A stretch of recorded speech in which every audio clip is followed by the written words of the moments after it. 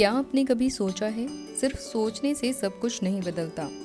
क्यों बहुत सारे लोग पॉजिटिव सोचते हैं, अफर्मेशन करते हैं, फिर भी रिजल्ट नहीं आता?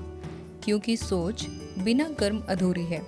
भगवान श्री कृष्ण कहते हैं, कर्मण्येवाधिकारस्ते मा फलेषु कदाचन। अर्थात तुम्हारा अधिकार केवल कर्म करने पर है, फल पर नहीं।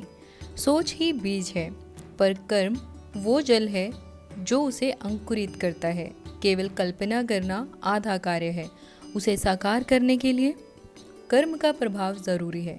श्री कृष्ण कहते हैं, जो व्यक्ति केवल सोचता है पर कर्म नहीं करता, वो बीज तो बोता है पर उसे पानी नहीं देता। विज्ञान भी यही कहता है कि जब तुम सिर्फ सोचते हो तो मस्तिष्क के प्रीफ्रंटल कॉर्टेक्स में एनर्जी बनती है, लेकिन जब तुम कर्म करते हो तो वही एनर्जी शरीर को मोटर न्यूरॉन्स के माध्यम से रियलिटी में उतारती है। यानी energy, thoughts, action and creation. बिना एक्शन के क्रिएशन अधूरा है। मैनिफेस्टेशन का मतलब केवल चाहना नहीं बल्कि चलना भी है। जब तुम सोच से अनुरूप कार्य करते हो तो यूनिवर्स समझता है कि अब ये तैयार है अपने सपनों को पाने के लिए। कर्म तुम्हारे इंटेंशन को रियलिटी में बदलने का सेतु है। जैसे बिजली का करंट तभी प्रभावित होता है जब सर्किट पूरा होता है, वैसे ही मैनिफेस्टेशन तभी होता है जब सोच और कर्म एक हो जाएं।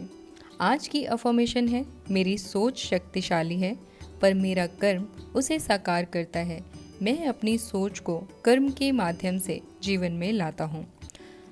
सपने डिवाइन सिग्नल हैं, पर कर्म उन सिग्नल्स को धरती पर उतारने की प्रतिक्रिया है। सोचो, महसूस करो और फिर चलो, क्योंकि कर्म ही सोच को जीवंत